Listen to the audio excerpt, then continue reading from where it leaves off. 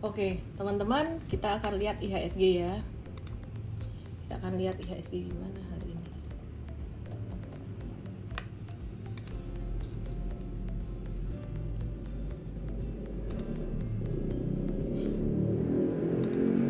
Nih, IHSG teman-teman, bisa dilihat. Ini tiangnya, ini sideways rectangle-nya ya. Nah, ini teman-teman perhatikan, dia membentuk higher low gitu. Ini membentuk higher low ya. Terus anyway, dia ketahan. Mau dapat bimbingan intensif belajar saham dan referensi? Bisa tanya jawab secara intensif? Yuk, daftar Mtrade sekarang di mtrade.id/whatsapp atau klik di bawah sini ya.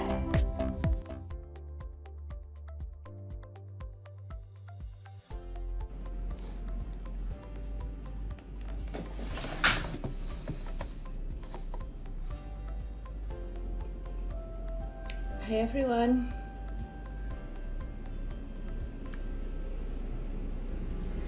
Ada hotdog di sini. Makan nggak ya? Nanti aja deh ya. Oke. Terus di sini ada juga sup KFC. Biar nggak gendut, jadi makannya sup aja. Nggak usah makan ayamnya. Enak. Seger. Hai everyone, selamat malam. Damayanti DRN. Nggak dong, masa nasi padang terus. Gendut ntar. Esen Zuhard, Andi Gunawan, Fesanti, Ian Topan, Ken Theo, Dip Kun Kang, Muwafik Sandria. Oke. Malam hari ini teman-teman, selain aku mau bahas market, kayaknya tuh marketnya bakalan potensi menguat sih besok gitu. Aku juga bakalan bahas NFT dikit ya, karena kan lagi viral, lagi hype banget nih tentang NFT Gozali. Bahagia terus, Cici, kenapa KLBF dijual? Kan yang buat trading, yang buat trading jangka pendek gitu, yang buat investasi masih hold, dan kayaknya yang buat jangka menengah juga masih ada deh. Let me check ya. Masih ada yang jangka menengah 22%. Ada Susi Chong juga di sini. Oke. Aku mau review dulu market hari ini tadi gimana.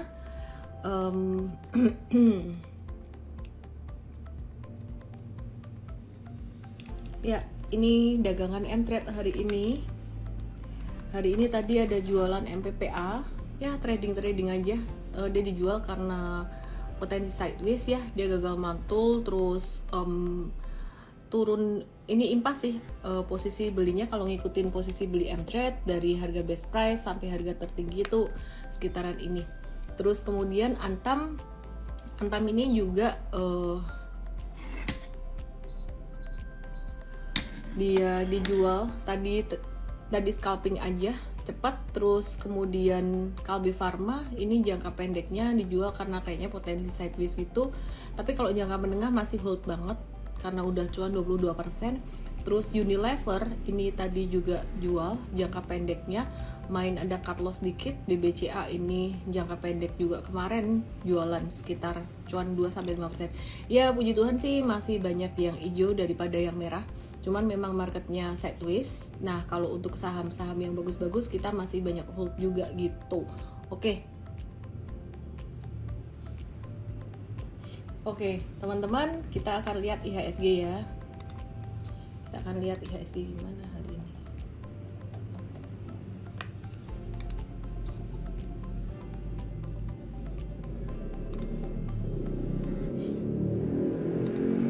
Nih, IHSG teman-teman, bisa dilihat. Ini tiangnya, ini sideways rectangle-nya ya. Nah, ini teman-teman perhatikan, dia membentuk higher low gitu.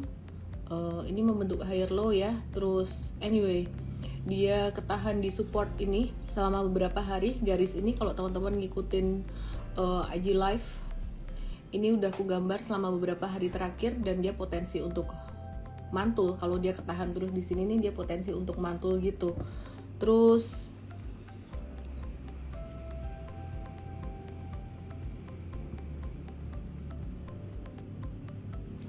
kalau ngikut signal lebih bagus di harga terendah, range atau berapa terserah, pokoknya jangan lebih dari harga tertinggi gitu aja. Karena kalau misalkan nggak dapat, kalau nggak dapat di situ di harga itu ya anyway, jangan dikejar gitu.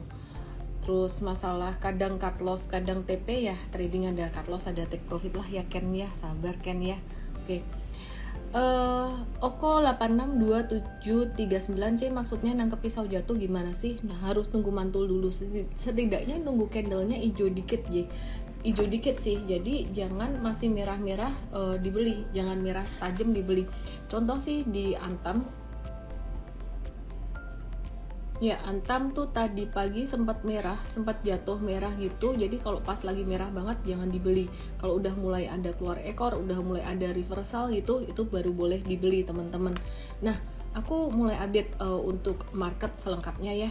Hari ini tuh IHSG sideways ditutup naik 0,17%, tapi candlenya masih agak-agak merah dikit. Secara teknikal dia tahan support. Oke, bantu dulu biar kelihatan tinggi. Gak ngefek ya. Terus saham yang aktif hari ini ada banyak yang aktif hari ini dari banking digital, metals, commodity, related, telco, dan juga construction. Nah, terus kalau yang dari banking digital tadi ada BBYB, BGTG, BVIK, ntar aku akan bahas juga teknikalnya. Terus metalsnya ada Incotins dan Antam, tadi udah bahas Antam dikit, nanti aku ulang lagi. Terus ada United Tractors, MDKA yang commodity, terus telco ada Tebik, Friend, dan konstruksi, Wika, BSKT, BSBP gitu.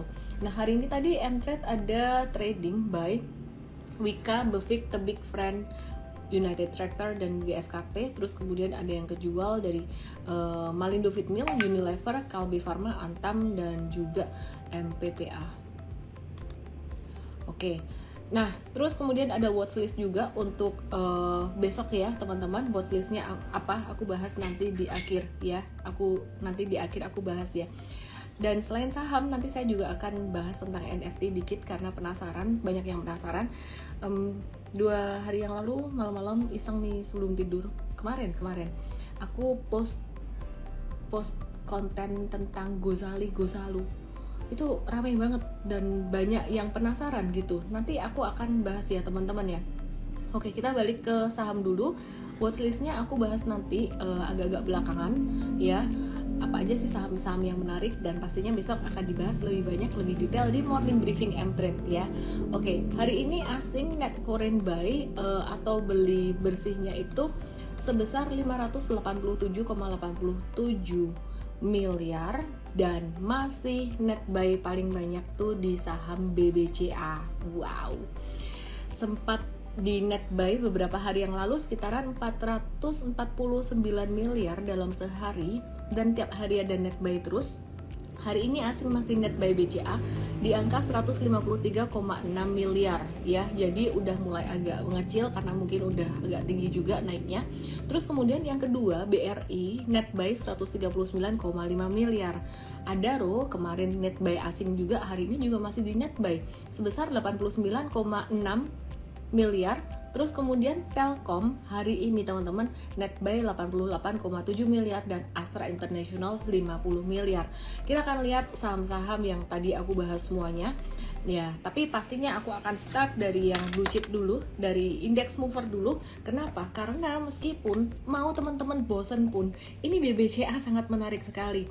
Dengan adanya net buy yang sangat besar teman-teman, dengan adanya net buy yang sangat besar selama beberapa hari terakhir ini menunjukkan bahwa memang investor itu mereka masih interested dengan BBCA meskipun valuasinya ya udah mahal, valuasinya ya udah istilah kata tuh udah bukan discounted lagi. Nah, sekarang kita lihat boleh beli nggak nih untuk BCA. Net buy maksudnya gimana? Maksudnya tuh ya ada yang jual, ada yang beli, ujung-ujungnya netnya tuh beli, banyakan yang beli daripada yang jual gitu. Oke, perhatikan BCA ini bagus secara fundamental pastinya, dan asing juga ngeborong beberapa hari kemarin sampai tinggi banget borongannya.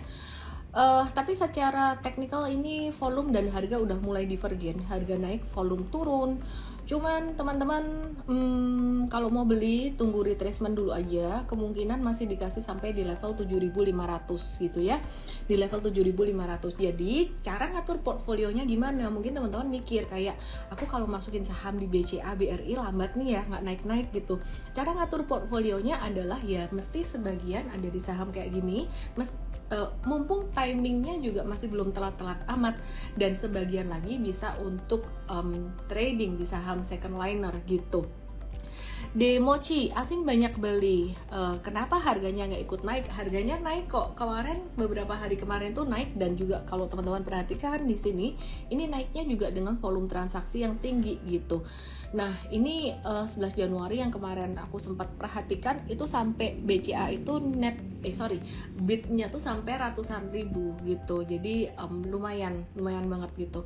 Perkiraan M-Trade sih BCA ini bisa ada normal correction kemungkinan sampai level 7525-an, dan abis itu bisa mantul lagi. Kalau misalkan dikasih koreksi di area tersebut ambil aja.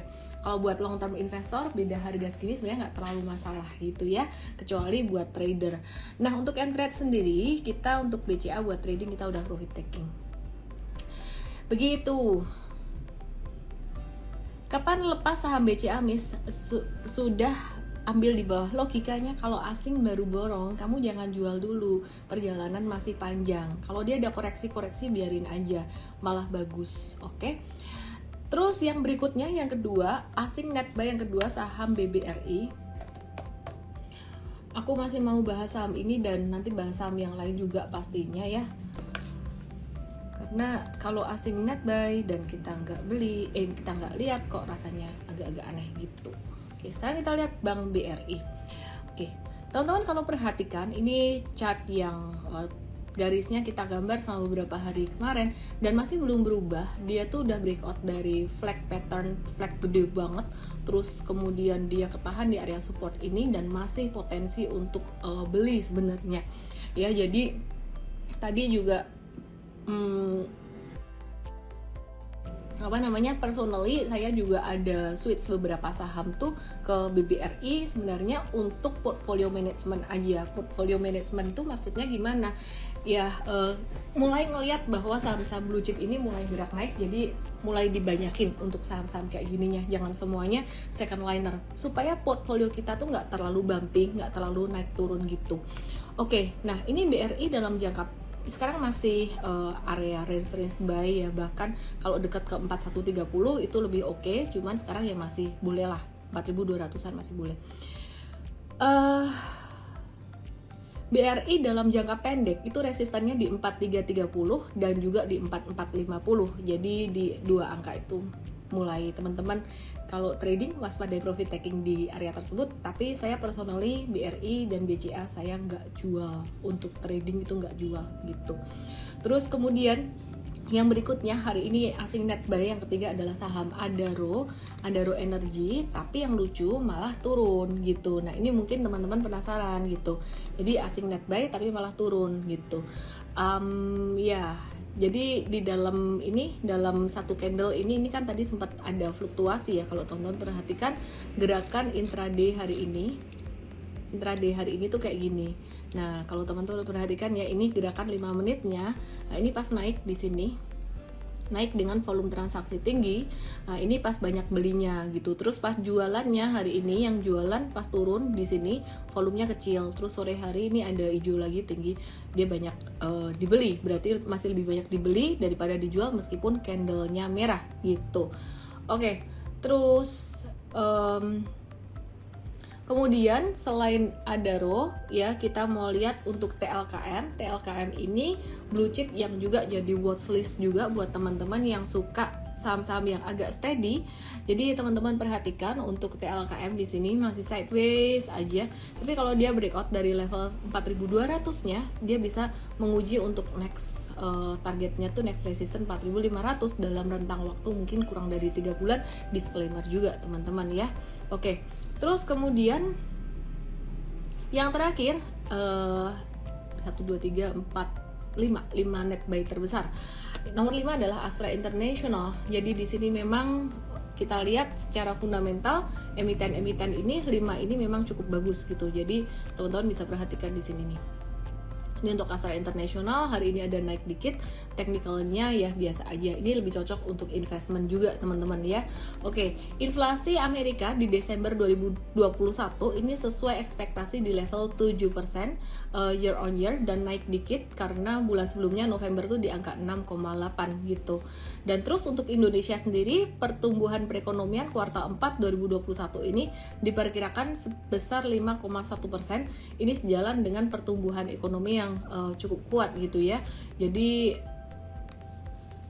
kayaknya bakalan bagus untuk pertumbuhan perekonomian di 2021 di Indonesia. Oke, seperti janji aku tadi, aku akan bahas beberapa saham yang aktif hari ini. Banyak teman-teman yang penasaran mungkin, dan nanti aku akan bahas untuk watchlist-nya ya. Untuk watchlist. Oke, hari ini tadi ada saham BBYB yang lumayan aktif.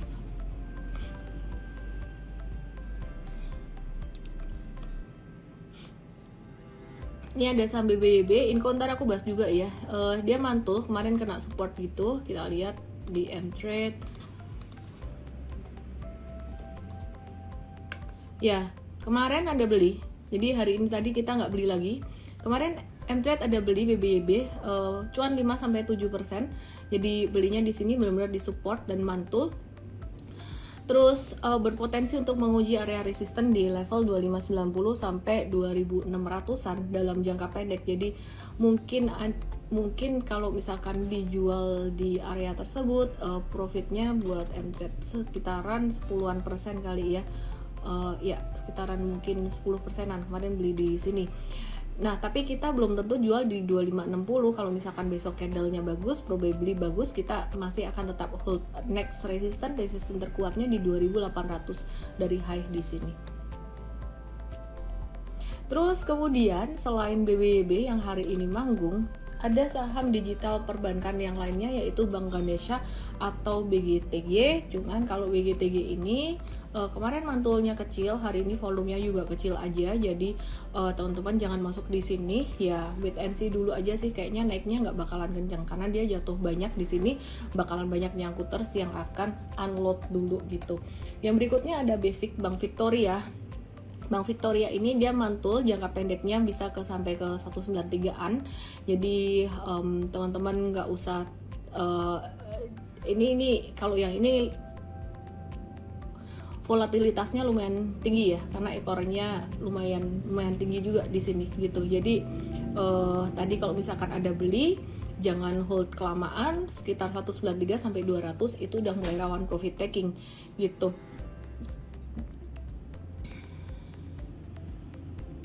Terus hari ini yang lagi hype ada Inco, Tins dan juga Antam.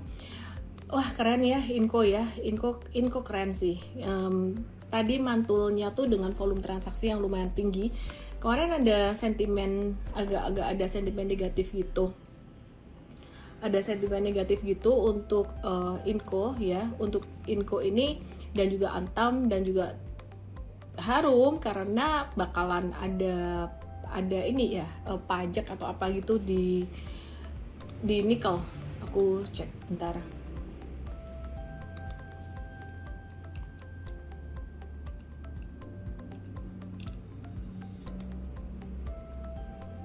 Ya, jadi Indonesia lagi considering untuk progressive tax, export tax untuk nikel tahun ini gitu. Jadi dari data Bloomberg yang kita dapatkan dari Bloomberg ini pemerintah lagi mereview kebijakan tax yang baru, dan kemarin sempat jadi satu sentimen negatif, tapi kayaknya hari ini market nggak terlalu peduli gitu, karena electric vehicle ini story-nya masih lumayan seksi ya untuk story electric vehicle, baterai electric vehicle untuk green energy. Nah terus kemudian untuk Tins sendiri teman-teman, kita lihat untuk Tins ya. Untuk Tins sendiri ini tadi juga mantul lumayan tinggi, cuman teman-teman kayaknya jangan terburu-buru untuk borong dia deh. Ini udah naik 9%, ini banyak yang putters, kayaknya bakalan banyak yang keluar gitu. Nah, kalau Antam gimana? Antam tadi kita M-Trade ada spekulatif buy on weakness tapi cepat keluar juga gitu. Pertimbangannya apa sih? Pertimbangannya sebenarnya karena dia turunnya volumenya jauh lebih gede daripada volume dia naik hari ini. Jadi kita hati-hati aja gitu. Nah, terus selain 3 metals itu, kita juga mau lihat untuk komoditi yang lain.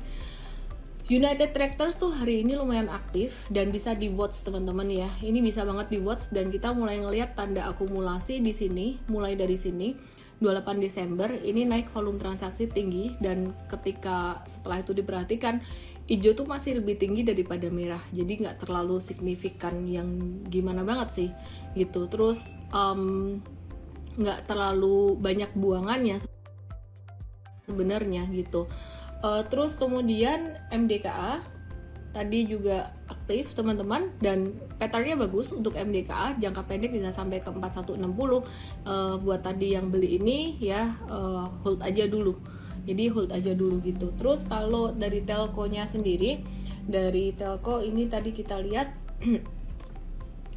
ada tebik yang masih bisa menguat, lanjut menguat sampai 3080 sampai 3100.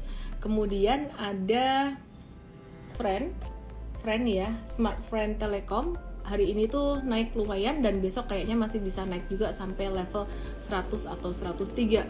Nah, untuk konstruksi hari ini tadi M-Trade ada trading beli, ada trading buy saham Wika, dan kayaknya bakalan jangka pendek bisa sampai ke 1170 sampai 1200-an gitu.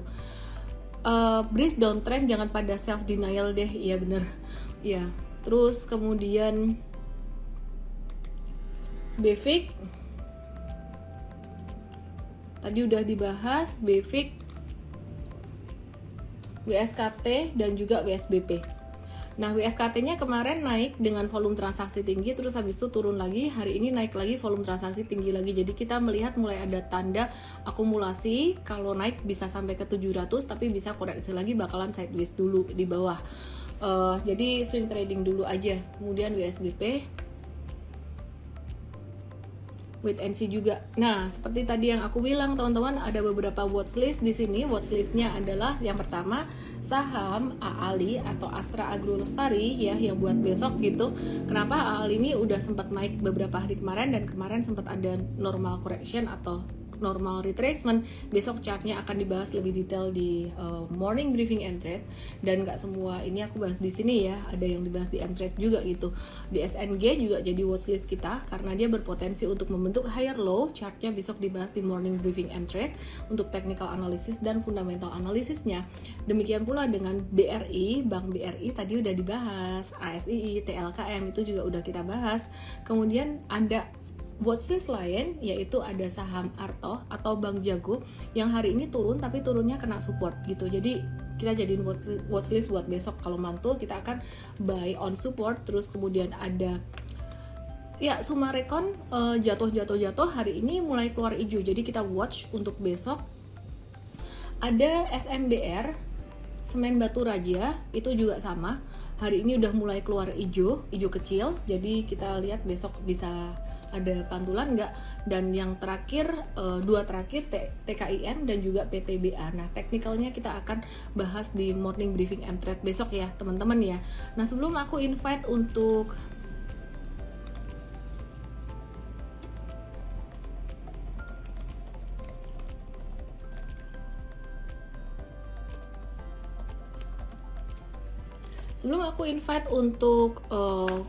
Coach William, dan bahas banyak saham lagi, baik secara fundamental maupun secara teknikal, aku akan bahas dulu tentang NFT ya teman-teman ya. Teman-teman tahu nggak sih yang lagi hype banget di Instagram, dibahas semuanya, dan bahkan kemarin malam iseng nih aku post karena gemes juga gitu, lucu gitu, tentang seorang pemuda namanya Gosali. Dia tuh iseng jualan foto selfie-nya di OpenSea, di NFT, dan dia dapat duit banyak banget gitu, bahkan nilainya tuh sampai mencapai miliaran untuk NFT-nya. Padahal pertama tuh cuma dijual senilai 40 ribuan rupiah gitu aja. Nah, banyak yang nanya NFT itu apa sih? Ini tambahan aja, barangkali kamu penasaran dan pengen mencoba jejak Mas Gozali. NFT itu apa? Gimana cara transaksinya? Gimana caranya jualan kayak gitu dan make money? Cara kerjanya tuh gimana? Teman-teman mesti tahu dulu yang namanya NFT itu adalah non-fungible token. Non-fungible token. Artinya token unik yang tidak bisa ditukarkan gitulah ceritanya, non-fungible. Nggak bisa disubstitusi gitu ya. Jadi menarik banget di sini. Itu jadi bukti kepemilikan buat satu aset gitu. Nah, contohnya gimana sih non fungible itu gimana? Non fungible itu ceritanya kayak gini. Misalkan ya teman-teman punya duit nih, ada duit 100.000 rupiah. Kemudian teman-teman duitnya nih lecek gitu, terus teman-teman pergi ke bank tukerin duitnya, dapat 100.000 rupiah yang baru. Itu namanya fungible, bisa ditukerin gitu. Tapi kalau misalkan teman-teman lihat ada gambar foto Mona Lisa gitu, foto Mona Lisa itu tembakannya lah, print-printannya. Nah, itu beda dengan foto Mona Lisa yang asli gitu, gak ada nilainya yang tembakan. Yang foto Mona Lisa yang asli itu harganya mahal gitu. Nah, itu yang disebut dengan aset non-fungible, gak bisa ditukerin gitu. Contoh nih ya, ini baju M-Trade nih ya, misalkan dijual baju M-Trade, jadi fungible dong baju M-Trade satu dengan yang lainnya gitu. Tapi kalau misalkan baju M-Trade ini aku udah pakai lama, udah kena noda makanan atau apa yang anggaplah buat aku berkesan, itu jadi non fungible lagi. Aku jual juga beda gitu loh, ini beda gitu, aku nggak mau ditukar yang lain. Ini contohnya kayak gitu. Nah, terus kemudian banyak yang mencoba untuk jual NFT, gambar-gambar NFT, gambar-gambar yang bagus gitu. Cara jualannya sebenarnya gimana? Cara jualannya tuh di OpenSea ya, jadi aplikasi atau platform OpenSea gitu. Dan termasuk salah satu yang mencoba peruntungannya adalah Gozali ini. Nanti aku akan cerita dikit juga tentang gimana sih caranya beli NFT maupun cara jualannya. Kalau cara jualannya sebenarnya tinggal pasang di OpenSea gitu. Nah, Gozali ini dia tuh cuan 13,42 miliar dari NFT gara-gara dia tuh jual sekitaran 933 foto selfie-nya di marketplace NFT yang namanya OpenSea gitu. Hasilnya 502 NFT selfie-nya itu terjual dengan volume 280 ETH. Ya, jadi 280 ETH itu Ethereum gitu ya. Nah, terus atau setara dengan 13,42 miliar rupiah. Wow, keren ya. Kok bisa apa sih istimewanya gambar ini? Banyak yang bilang bahwa NFT itu scam. Menurut aku, personal opinion, NFT bukan scam. Kenapa? Karena seperti halnya kamu ngejual lukisan ke orang.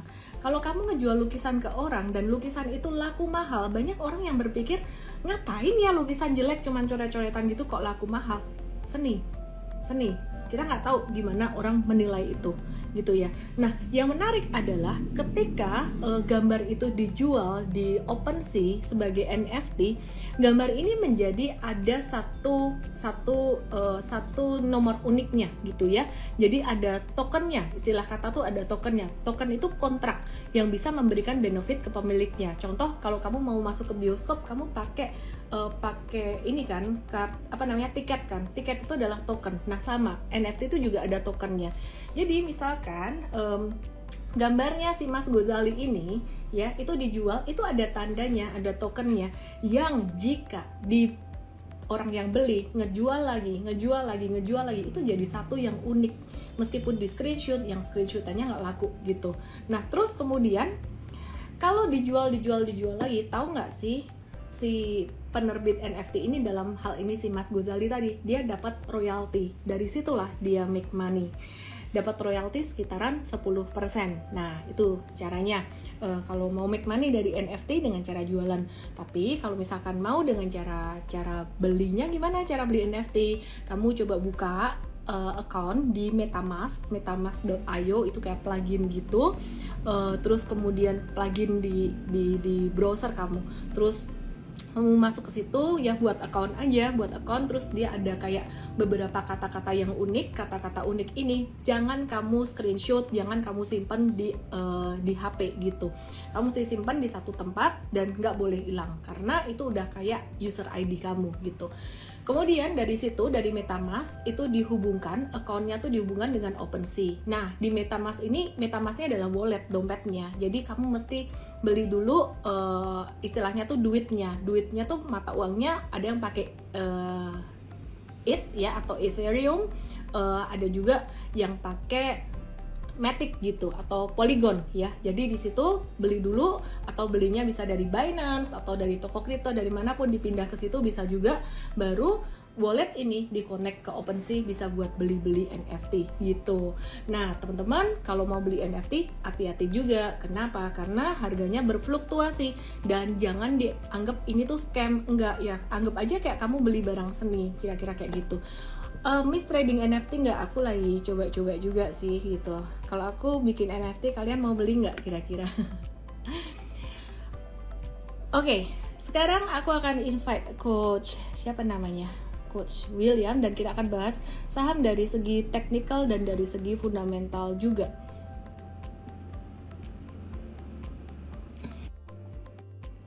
Gimana cara menghindari FOMO akibat NFT-nya Gozali? Dicoba aja, biar gak FOMO ya ikut jualan. Kalau jualan kan gak ada ruginya.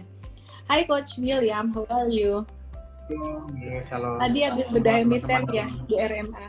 Ketemu lagi. Iya. Oke, Coach Will, ini tuh banyak teman-teman yang hari ini penasaran nanyain tentang apa coba?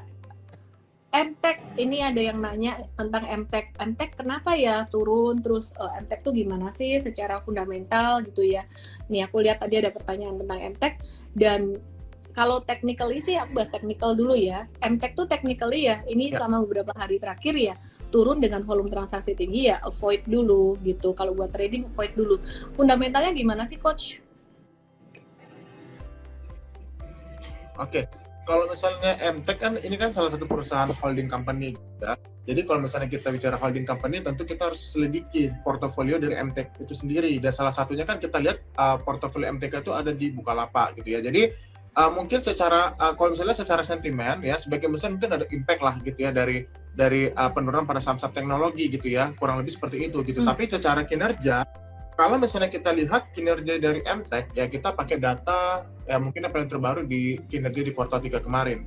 Ya MTech itu masih mencatatkan kinerja laba yang positif, bahkan naiknya 210% gitu. Jadi overall secara fundamental kita pikir momentumnya masih bagus sekali ya, kinerja masih bagus sekali. Apalagi di tahun 2022 ini gitu ya, akan banyak sekali target ekspansi yang akan digenjot oleh Bukalapak. Salah satunya kemarin baru terakhir kali Bukalapak kerjasama dengan grup dari ini ya Trustcorp gitu ya. Jadi saya pikir tren kedepannya masih akan menarik nih gitu ya. Apalagi kalau misalnya kita berbicara tentang ekosistem digital, tentang ekonomi digital dan sebagainya seperti itu, Miss Ellen. Iya, menarik ya. Oke, tadi MTech udah dibahas nih. Sekarang kita mau bahas yang masih terkait dengan MTech, itu ada Bukalapak gitu. Bukalapak ini masih downtrend ya teman-teman ya. Nah, ini fundamentalnya gimana nih Bukalapak nih? Bukalapak intinya begini. Kalau kita berbicara bisnis digital, itu entah itu e-commerce ataupun misalnya kita berbicara tentang bank digital ataupun semua berkaitan sama teknologi dan digital, kita tentu nggak bisa menggunakan parameter PE, PBV dan sebagainya. Itu sama sekali tidak akan make sense gitu. So apa yang perlu kita lihat? Yang pertama kita lihat itu adalah bagaimana user download pertambahannya seperti apa tiap harinya. Dan yang kedua, kita juga harus melihat tentang ekosistem. Itu penting sekali karena dari ekosistem inilah rantai pasok bisnis itu bisa berjalan dengan baik. Nah, balik lagi ke Bukalapak gitu. Dan kalau pertanyaan adalah Bukalapak seperti apa gitu ya, tentu ya kita balik lagi nggak bisa bicara tentang kinerja bisnis saat ini, lagi challenging sekali ya, perusahaan masih mencatatkan kerugian, cash flow operationnya masih defisit. So apa yang kita lihat gitu ya, nah yang kita lihat adalah momentum yang kemarin baru saja dirilis oleh yang kita tahu bersama lah, bahwa memang Bukalapak kerjasama dengan grup Trustcorp gitu ya, yang dimana ke depan mereka akan membangun suatu patungan usaha gitu. Jadi saya pikir ini salah satu bentuk bahwa memang manajemen masih memiliki strategi yang bagus untuk prospek Bukalapak ke depan. Tapi ini on disclaimer, kita tidak ada rekomendasi tentang Bukalapak secara fundamental ya, tetapi secara kinerja saya pikir dengan kolaborasi yang diciptakan oleh grup Trustcorp, ya saya pikir masih ada peluang upside di sana gitu misalnya, masih ada ruang upside gitu terkait tentang pertumbuhan kinerja ke depan. Karena sekali lagi poin utama dari bisnis digital itu masih nomor satu adalah dari ekosistemnya, seperti itu, Miss Alan. Oke, Coach William, aku penasaran sama retail nih. Jadi kan kayaknya tuh kemana-mana udah rame, meskipun ada COVID-19, Omicron, tapi kemana-mana tuh udah mulai rame gitu. Nah ini kalau retail gimana sih? Kita lihat untuk beberapa saham retail seperti contohnya Era, ini masih downtrend, terus kemudian Ross dan kawan-kawan ini juga masih downtrend gitu. Kira-kira nih ya, kalau bicara tentang retail, kapan sih bangkit? Apakah ini udah mulai kita bisa lirik-lirik gitu? Oke. Jawabannya apakah akan bangkit, kalau menurut kami dari Mtrade itu terus terang itu belum akan kelihatan. Kenapa saya bilang belum akan kelihatan?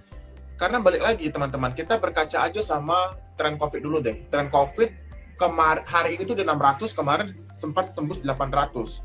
Dan itu epidemiologi itu memprediksikan kita di bulan Februari akhir sama Maret awal itu bisa ada gelombang ketiga. So, hati-hati teman-teman, kita akan menghadapi lagi namanya status PPKM lagi.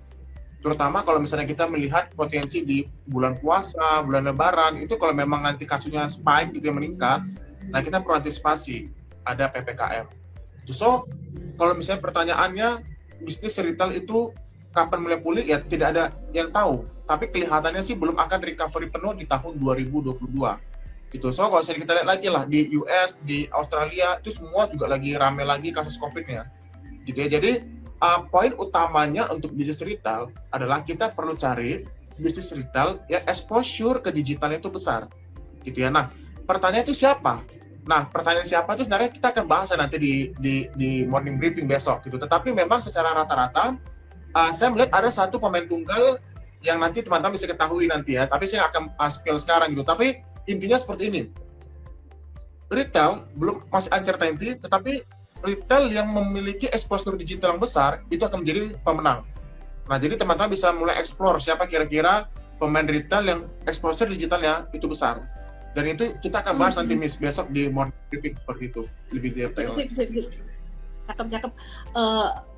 Will, aku penasaran nih, teman-teman banyak juga yang nanya ini tentang Adarun. Dari tadi tuh komennya Adaro, terus Ali, sorry ya Coach Will ya, ini banyak yang godain Coach Will ini. Ya. Itu. Okay. Ya, jadi Ali dan Adaro gimana nih? Oke. Mungkin berita terbaru tadi saya baru melihat breaking news dari Detik dan dari CNBC itu pemerintah akhirnya membuka keran ekspor lagi ya, dan itu saya lihat ada masuk dalam list perusahaan yang diizinkan untuk ekspor. Okay. So ya saya pikir ini menjadi salah satu katalis positif lah bagi sektor coal, terutama Adaro salah satunya. Jadi kalau misalnya ditanya bagaimana ke depan, nah ini sebagai catatan aja teman-teman, harga coal sampai di kuartal 1 setidaknya sampai di bulan akhir Maret ya, saya pikir kuartal 1 itu masih akan bagus. So kalau misalnya kita ingin bermain short term ya, saya pikir coal itu masih bagus, dan Adaro sebagai salah satu tambang terbesar di Indonesia itu masih punya ruang upside yang bagus. Kenapa? Karena balik lagi, karena biasanya di kuartal 1 ini itu lagi musim winter gitu. Jadi orang demand-nya meningkat.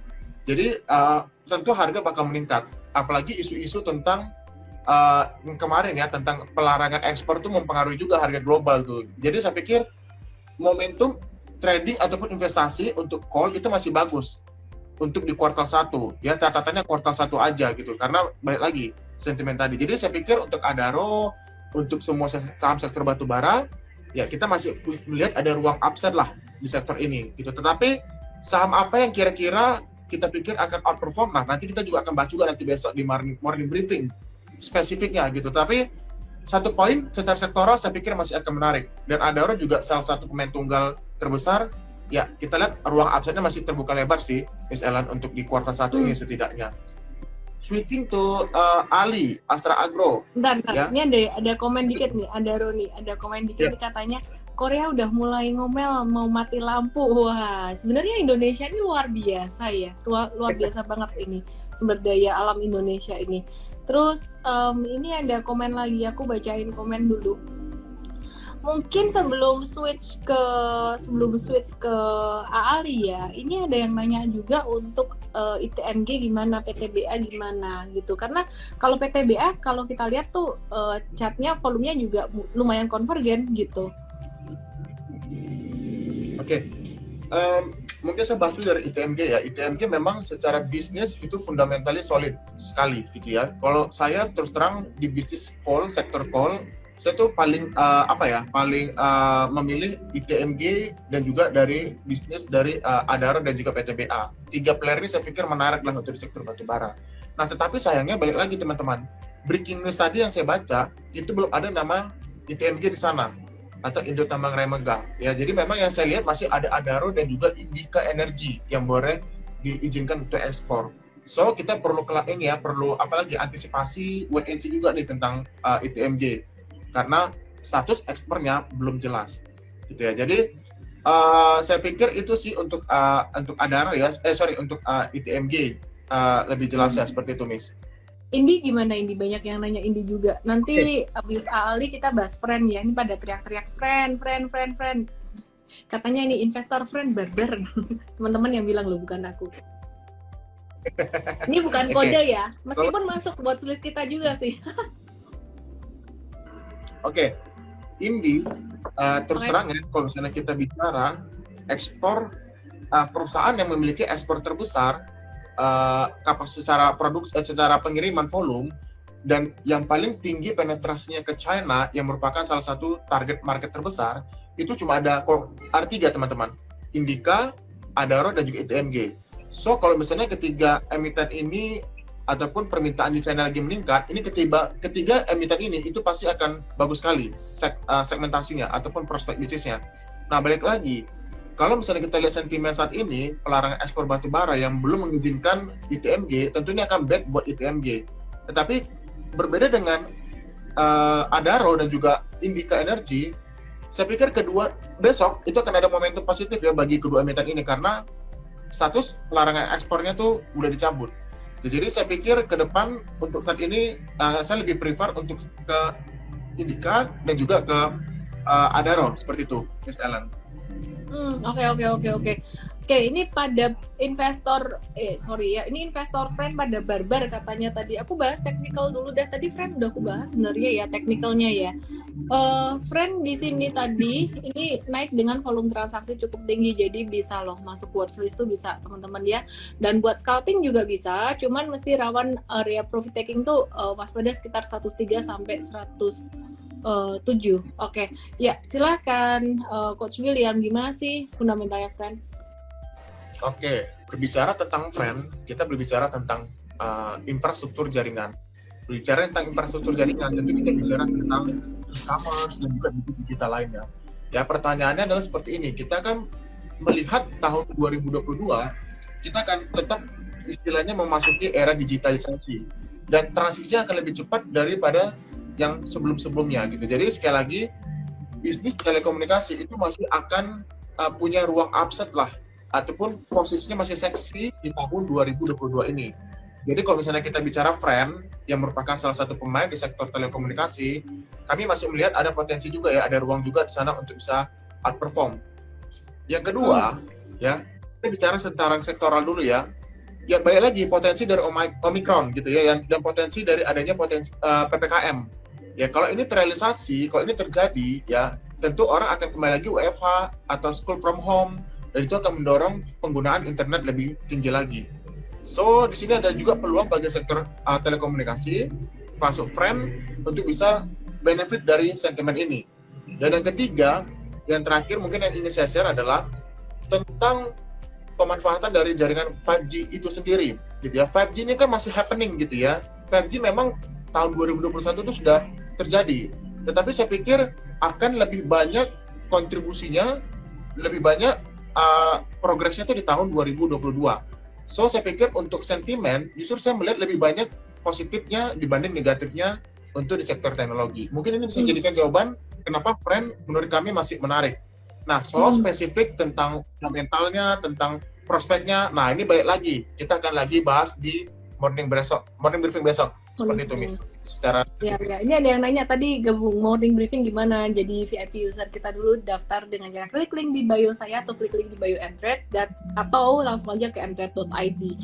Aduh, udah bosan WFH coach ya, ke kantor silahkan. Julius 988 nanyain kertas. Ya, ini aku juga interested loh. Kalau untuk pulp and paper ini menarik juga gitu. Kalau menurut Coach William gimana nih? Kalau untuk teknikalnya tadi udah sempat aku bahas juga. Beberapa hari ini udah sempat dibahas. Valuasinya gimana sih saham-saham paper ini, pulp and paper? Oke. Jadi tadi pagi itu kita baru bahas nih tentang INKP dan Tekim ya, pulp and paper gitu. Jadi sebenarnya secara sektoral, secara sentimen global gitu ya, itu permintaan tisu itu lagi meningkat. Permintaan tisu kenapa meningkat? Karena di masa-masa pandemi saat ini kebutuhan untuk higienitas itu lagi meningkat, di mana tisu adalah salah satu produk dari higienitas. Gitu. Jadi demand tisu meningkat, tetapi supply-nya terbatas. Makanya kalau kita lihat harga kontrak pulp itu kemarin sempat meningkat, karena dari China itu supply-nya terbatas. So balik lagi di tahun 2022 ini kita melihat potensi Omicron masih besar sekali, dan itu akan efeknya orang akan mencari higienitas, dan itu implikasinya akan mendorong peningkatan kebutuhan dari tisu itu sendiri. So, secara overall saya pikir masih menarik. Dan yang kedua, potensi dari e-commerce ya. Teman-teman pasti kalau belanja di Shopee, Tokopedia gitu ya, pasti kan dapat kiriman packagingnya menggunakan kertas gitu ya, bukan packaging menggunakan kain baju ataupun dari plastik atau apapun itulah. Tapi kertas itu masih menjadi salah satu packaging utama gitu. Jadi dengan era digitalisasi seperti saat ini, e-commerce lagi booming, tentu pemanfaatan dari packaging itu masih wow, luar biasa, pesat sekali. So dari overall saya pikir sentimennya masih menarik. Back to business. Ekspornya gimana? INKP sama Tekim. Ekspornya Sorry, Miss. gimana? Dia kan banyak ekspor ke US ya. Ekspornya gimana? Oh, jadi gini. Bahkan INKP sama Tekim ini adalah salah satu pemain global di industri pulp and paper gitu. Jadi kalau misalnya Tekim fokusnya ke domestik, INKP fokusnya ke ekspor. Dan ini sama-sama di grup Sinarmas. Jadi saya pikir ini menarik ya, unik ya. Satu grup, satu fokus di lokal, satu fokus di impor gitu. Satu fokus di domestik, satu fokus di ekspor gitu. Nah, back to bisnis lagi. Kita bicara fundamental. Tadi pagi itu kami sudah discuss tentang valuation gitu ya. PE dari INKP sama Tekim itu masih low PE di sekitar 6 sampai 7 kali. Padahal PE global untuk industri pulp and paper itu di 8 sampai 9 kali. So kalau misalnya kita melihat secara valuasi global, peers membandingkannya, ya tentu masih ada ruang lah upside gitu ya. Dan terakhir mungkin yang ingin saya diskusikan tentang INKP sama Tekim itu dari net margin. Ya kebetulan ini kita nggak bisa share tentang ini ya, tentang data Bloomberg gitu ya. Tetapi tadi pagi kita sudah share di morning briefing bahwa menurut data Bloomberg, kinerja di kuartal 3 baik INKP sama Tekim secara net margin itu surprisingly itu meningkat. Kalau tidak salah di atas 20%, 25 sampai 26%. Kondisi net margin di tahun ini, di kuartal 3 kemarin itu hampir sama dengan kondisi net margin di tahun 2018 di mana harga saham INKP sama Tekim itu sempat meningkat hampir 4 sampai 5 kali lipat. Ya teman-teman pasti tahu lah story-nya waktu itu dari harga 4.000 bisa melambung ke 20.000.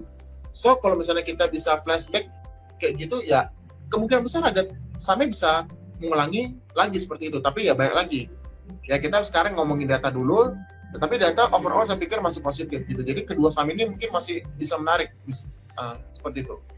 Oke. Ini loh ada yang nanya, Coach, Kim Nguyen Foods, Coach sangat signifikan emangnya demand tisu karena kita kan culture-nya nggak terlalu pakai tisu seperti di negara barat. Tahu nggak sih, mereka tuh banyak ekspor ke US ya, gitu. Oke. Wah, ini komentar Coach William bagus loh. This guy can sell non-stop, Ci. Terus apa lagi nih? Miss El seperti mama yang lagi bangga sama anaknya. Aduh, anakku segede ini. Yeah, I'm proud of you lah, of course. Oh, Will. Ya, anyway, teman-teman. Sampai sini aja live Instagram malam hari ini. Udah banyak banget saham yang kita bahas. Aku mau wrap up dulu ya, bahwa intinya market ini kayaknya udah mulai ada tanda-tanda recover. asing juga udah mulai net buy banyak. Selalu awalnya tuh dari sektor perbankan dulu kepala negaranya, dan akhirnya buntutnya tuh sebenarnya properti gitu. Jadi semua sektor juga akan menyusul, tapi start dari perbankan dulu. Jadi untuk komoditi dan lain-lain gimana sih sebenarnya secara sektoral? Langsung aja tonton morning briefing besok di Mtrade dengan cara, kalau teman-teman mau jadi VIP user Mtrade dulu, daftar dengan cara klik link di bio saya atau ke mtrade.id. Thank you so much Coach William. Tepuk tangan dong buat Coach William. Coach William nguasain materi banget di luar kepala. Kapan gue pinter kayak gitu? Oke, join Mtrade dulu. Thank you ya Coach ya. Selamat malam. Thank you. Selamat malam semuanya. Yes, ya. Goodbye semuanya, thank you. Thank you. Jangan lupa download aplikasi Mtrade di Android dan nikmati edukasi premium sekarang.